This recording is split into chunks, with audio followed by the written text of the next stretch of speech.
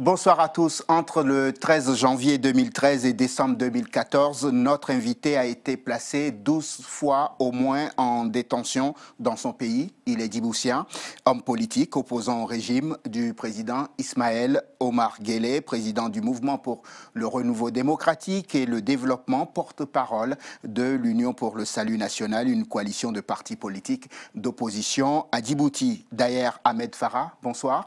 Bonsoir. Merci d'avoir accepté notre invitation. J'aurais pu ajouter à votre présentation tout à l'heure, ancien journaliste, ancien militaire. Pourquoi n'êtes-vous pas resté soldat ou journaliste? Qu'est-ce que vous êtes allé chercher dans cette galère de la politique? C'est vrai que j'ai servi mon pays dans l'armée après avoir été recruté sur concours et avoir été formé à l'école spéciale militaire des Saint-Cyr. J'ai servi dans l'armée djiboutienne pendant 7 ans et demi. J'en ai démissionné parce que j'étais en désaccord avec le style des commandements en cours. Je me suis ensuite tourné vers le journalisme où là, j'ai été pigiste au journal La Nation, le seul organe de presse du pays à l'époque et aujourd'hui encore. J'en suis devenu rédacteur en chef, mais je me suis vite retrouvé en conflit avec la ligne éditoriale puisqu'il s'agissait pour les pouvoirs de faire en sorte que la Nation, le journal, reste la voix du maître, ce qui n'était pas ma conception du journalisme.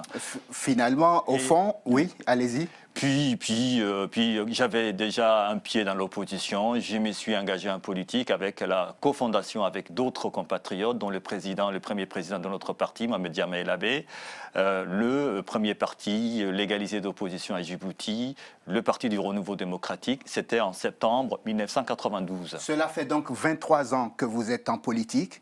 Est-ce qu'on n'en a pas marre au bout d'un moment parce que les choses n'avancent pas? Si l'on est animé de vraies convictions, si l'on croit c'est ce que l'on fait, si l'on aime son pays, si l'on est attaché à ce que les choses changent en bien au pays, non. Le jeu vaut-il vraiment la chandelle encore? Tout à fait, puisqu'il s'agit de faire en sorte qu'à Djibouti, les gens vivent libres et de manière décente. Il y a de la place pour le moins d'1 million d'habitants dans ces pays. Il y a de quoi leur offrir des conditions décentes de vie, une liberté démocratique et une véritable concorde. J'en suis convaincu avec d'autres, d'où l'essence de notre combat. Je vous pose cette question, pourquoi? Parce que, je le disais tout à l'heure dans votre présentation, depuis le 13 janvier 2013, date à laquelle vous avez décidé de retourner à Djibouti pour participer aux législatives, et décembre 2014, vous avez passé plus de temps en prison, en détention, en résidence surveillée qu'en liberté. C'est pour ça que je vous demande si vous n'en avez pas marre de faire de la politique. C'est vrai que j'ai été arrêté ou assigné à domicile au moins une vingtaine de fois, dont 6 incarcérations à la prison centrale du pays, Gabod, prison réputée d'une sinistre réputation. Tout à fait, d'une sinistre réputation.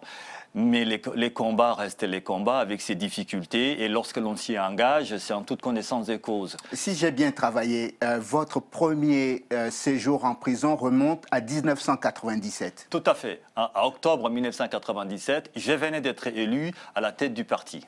On a du mal à croire que ce n'est que de l'acharnement contre vous. Vous êtes forcément responsable de quelque chose. On ne vous met pas derrière les barreaux juste pour le plaisir. Je suis surtout animé de convictions solides et j'ai une foi inébranlable en la cause pour laquelle je combats, qui est celle du changement démocratique à Djibouti. Et c'est peut-être cela qui dérange les régimes. J'ai décliné toutes les offres venues du régime parce que pour moi, la politique est une affaire d'engagement, pas une affaire de carrière. Je ne fais pas de politique pour de l'argent, ni pour exercer le pouvoir pour le pouvoir. Je fais de la politique pour contribuer à faire évoluer les choses dans le bon sens. D'ailleurs, Ahmed Farah, est-ce que vous direz que c'est parce que vous n'êtes pas le seul opposant à Djibouti, est-ce que vous direz que c'est parce que vous êtes le plus dangereux finalement, qu'on vous met régulièrement la pression, qu'on vous assigne à domicile et qu'on vous met en prison?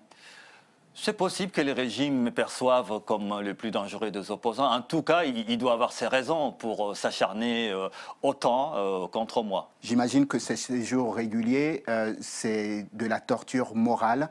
Est-ce que vous avez subi aussi de la torture physique?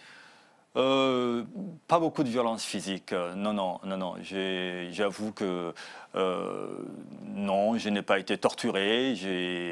De ce point de vue-là, non. J'ai quelque chose à vous montrer. On va regarder ça sur l'écran et vous allez me dire ce que vous pensez de ces 3 lettres qui vont s'afficher. On regarde ça ensemble. Qu'est-ce que ça vous inspire? Ismaël Omar Guelleh, c'est le président de la République de Djibouti. Et ce sont les initiales du, ce sont du, les du initiales président du chef de l'État djiboutien, qui est le chef du régime que nous combattons, de manière pacifique et démocratique. Qu'est-ce que vous pensez de lui? Ben, le chef de l'État serait bien inspiré d'ouvrir le pays démocratiquement, de consentir aux réformes démocratiques auxquelles aspire le peuple djiboutien depuis des années. Djibouti est indépendant depuis 1977, cela fait bientôt 40 ans. Oui. Et cela fait 40 ans qu'il n'y a pas de démocratie à Djibouti, qu'il n'y a pas d'alternance au pouvoir à Djibouti. D'ailleurs, pour la première fois, des députés, une dizaine de députés de l'opposition ont fait leur entrée à l'Assemblée nationale. Ils sont entrés à l'Assemblée nationale en janvier dernier, pour la première fois dans l'histoire de ces pays depuis l'indépendance. Ça tombe bien parce qu'ils sont rentrés à l'Assemblée nationale à la faveur d'un accord cadre que vous avez signé le 31 décembre 2014, avec le pouvoir en place. Donc ça veut dire que le pouvoir fait des efforts pour permettre à l'opposition d'exister. C'est à la demande de l'opposition, de l'USN, de l'Union pour le salut national, dont je suis le porte-parole, que ce dialogue s'est ouvert. C'est nous qui avons demandé au chef de l'État d'ouvrir un dialogue avec nous, de manière à sortir le pays de la crise post-électorale dans laquelle il s'est trouvé. Il est entré au lendemain des législatives du 23 février 2013. Ce dialogue politique s'est ouvert en août 2013, le 14 août plus exactement. Il a connu des hauts et des bas, il a été bloqué, puis repris, pour finalement aboutir à cet accord cadre qui a été signé le 30 décembre 2014. Cet accord cadre traite d'une part des questions immédiates, c'est-à-dire des conséquences de la crise post-électorale, des conséquences de la pression post-électorale. Il s'agit notamment de rétablir toutes les personnes lésées dans les cadres de cette répression, dans leurs droits, et d'amnistier les gens qui ont été abusivement condamnés. Mais il fixe aussi l'agenda des négociations politiques. Justement, où en est l'application, la mise en œuvre de cet accord cadre?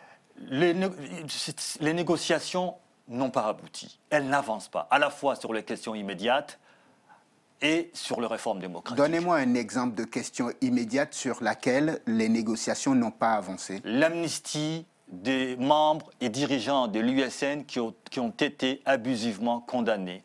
Elle n'a toujours pas été signée, alors qu'il s'agit d'une simple loi. Il s'agit d'un projet de loi présenté par le gouvernement à l'Assemblée nationale et qui devrait passer comme une lettre à la poste. Qu'est-ce qui bloque? Nous pensons que c'est la volonté du régime, puisque le projet est dans le circuit depuis plusieurs semaines, mais il n'avance pas, alors qu'il pourrait se faire en une semaine.